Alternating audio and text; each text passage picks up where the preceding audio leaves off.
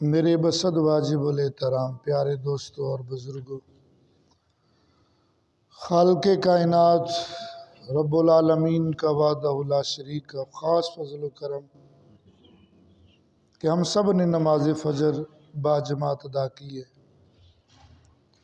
اللہ تبارک و تعالی قبول فرمائے اور ہمیں استقامت نصیب فرمائے۔ شاید زندگی کی آخری نماز ہو اور ہمارا تو ہر سانس آخری سانس ہوتا ہے۔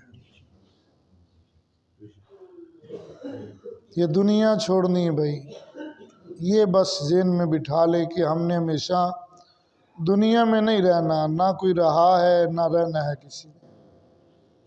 تو انشاءاللہ بڑی بلاؤں سے بچ جائیں گے، بڑی مصیبتوں سے بچ جائیں گے۔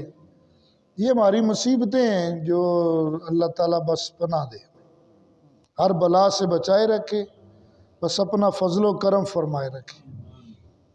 تو ہم سورہ آل عمران شریف کی آیت نمبر کل 16 اور 17 کا ترجمہ کر رہے تھے، جس میں اللہ سبحانہ و تعالیٰ نے اپنے نیک بندوں کے کچھ کام بتائے ہیں کہ جو میرے نیک بندے ہیں، ایک تو وہ مجھ سے ڈرتے رہتے ہیں، ہر حال میں ڈرتے رہتے ہیں، خوف طاری ہوتا ہے۔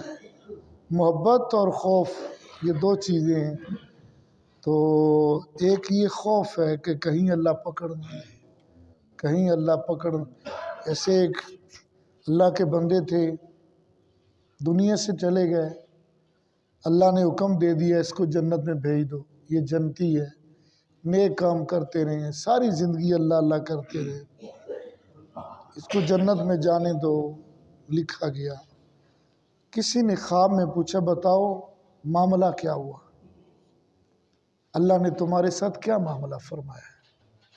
کہ اللہ نے مجھے جنت دے دی ہے، لکھ دیا یہ جنتی ہے، پر ایک بات پہ پکڑا ہوا ہے۔ وہ بات کیا ہے؟ وہ اللہ کے بندے فرماتے ہیں ساری زندگی میں نے اللہ اللہ کرتے گزاری، اللہ کو راضی کرتے۔ جس بات سے پکڑا ہے اللہ نے مجھے، بھی ٹھہرو یہ معاملہ تمہارا بھی حل ہونا ہے۔ وہ کیا معاملہ تھا؟ وہ اللہ کے ولی فرماتے ہیں ایک دن ایک بندہ لکڑیوں کا گٹھا اٹھا کے جا رہا تھا، میں نے اس کی وہ گٹھے سے نا ایک چھوٹا سا تنکا بس یوں ہی توڑ لیا اور دانت صاف کر کے پھینک دیا میں نے۔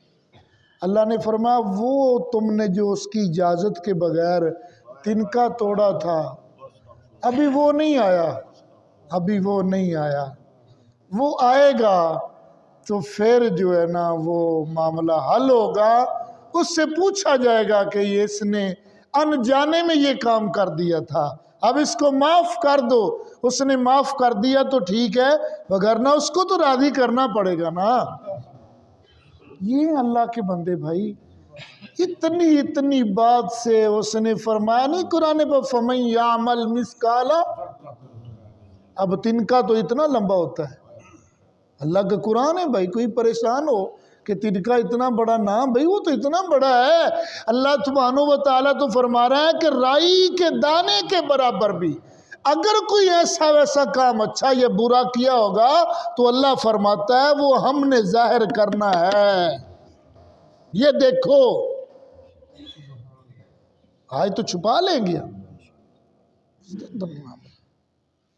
اللہ معاف فرمائے۔ خیر، آیت نمبر 18 کا ترجمہ، یہ اللہ کے نیک بندوں کی بات ہے۔ ایک تو وہ اللہ سے ڈرتے ہیں، اللہ سے گڑ گڑاتے ہیں، راتوں کو اٹھ اٹھ کو معافیاں مانگتے ہیں۔ تو دوسری وہ صابر ہیں، سچے ہیں اور ادب والے ہیں، ادب والے ہیں۔ یہ لفظ جو ہے نا، جس کو جتنا ملا ہے ادب سے ملا ہے۔ کائنات میں جس کو بھی صحابہ کو صحابیت ملی ہے نا، وہ بھی اسی وجہ سے ملی ہے کہ انہوں نے محبوب خدا کا ادب کیا ہے۔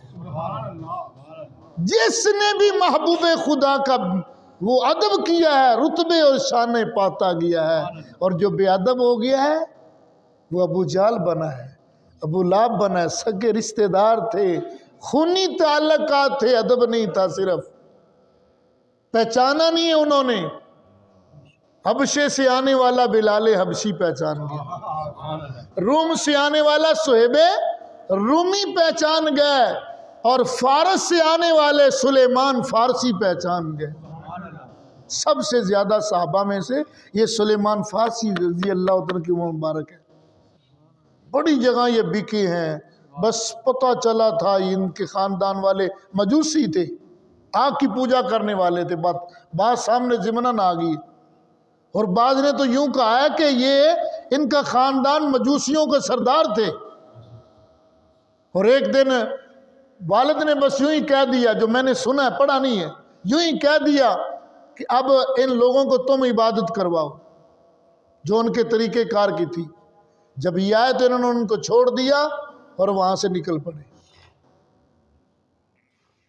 بس محبوب خدا کی زیارت ہو گئی, دیدار کر لیا. بس اسی پیاس نے, اسی تڑپ نے, اسی مچل نے اتنے سال, 100 سال تک ایسے گزار دیے, بکتے بکتے بکتے بکتے کئی جگہ پر بکے ہیں. آخر میں مدینہ منورہ آئی گئے. یہاں بھی بکتے بکتے ہی آئے ہیں. ایک نے خریدا, اس کے پاس کتنی دیر غلامی میں رہا, پھر اس نے خریدا, وہ کتنی دیر غلامی میں رہا. بس پتا تھا کہ کوئی کھجوروں والا علاقہ ہے جہاں محبوب خدا کا دیدار ہو, جہاں محبوب خدا کی اب مدینہ منورہ میں پہنچ کر بھی یہ غلامی کرتے رہے. ابھی محبوب خدا مدینہ منورہ میں نہیں آئے, ان کے آنے سے پہلے یہ غلامی کرتے رہے, خدمت کرتے رہے. پھر ایک دن وہ آ گیا محبوب خدا, مکھڑا تک لیا, زیارت ہو گئی, دیدار ہو گیا. اب کملی والے آقا کو جب مکھڑا تک کا غلام ہو گیا, دیدار ہو گیا, تو اب یہ کیا کرتے ہیں, روزانہ کملی والے آقا کی زیارت کو آتے ہیں, دیدار کو آتے ہیں. تو ایک دن بس یوں ہی کہہ دیا, موج میں آ گئے. تو غلام تھے, آقا اجازت نہیں دیتے تھے, غلام تھے, اتنی ہمت طاقت نہیں تھی کہ پیسے دے کے خریدا جا, اپنی جان چھڑا لیں. بس یوں ہی ایک دن اندر سے آواز پیدا ہوئی, تو بات ہوئی اپنے مالک سے. انہوں نے کہا آزاد کر دیں گے, پر ہماری شرط ہے. ہماری شرط ہے. وہ کیا ہے کہ اتنی کھجوریں لگ جائیں اور وہ کھجوریں بڑی ہو جائیں, ان کے اوپر جو ہے نا وہ پھل لگ جائے. جب پھل لگ جائے گا تم آزاد ہو جاؤ. اتنی لمبی بھائی, اتنی لمبی قید. پھر انہوں نے کہا کہ ہمیں اتنی چاندی اور اتنا سونا لا کر دے دو. بس ایک دن محبوب خدا کی وہ نشانی جو تھی نا وہ دیکھ لی. بات طویل ہے. تو کملی والے آقا کے سامنے جب یہ گزارشات رکھی گئی کہ سرکار یہ دل بھی تمہارا ہے, یہ جان بھی تمہاری, سب کچھ تمہارا ہے, اب ان سے چھڑا لو مجھے. اب غیروں کی غلامی نہیں ہوتی, بس اپنے در کا نوکر بنا لو, اپنے در کا خادم بنا. مجھے یہ منظور ہے, مجھے وہ غلامی نہیں ہوتی, اب مجھے گزارا نہیں ہوتا آپ کے دیدار کے بغیر نہیں. سرکار عمر جی آقا, ابو بکر جی آقا, بلال جی آقا. فرمایا کل تیار رہنا, اسی سلیمان نو اپنا آزاد کرا کے لے آنا ہے. تیار رہنا, اپنے سلیمان نو آزاد کروا کے لے آنا ہے. پھر کیا ہوا, رات کو کھجوریں کی وہ گٹکیں لگا دی, جتنے پودے تھے وہ لگا دیے. جب سویر ہوتی ہے تو انہی گٹکوں پر اللہ تعالیٰ پودے لگا دیتا ہے, پھل بھی لگ جاتے ہیں.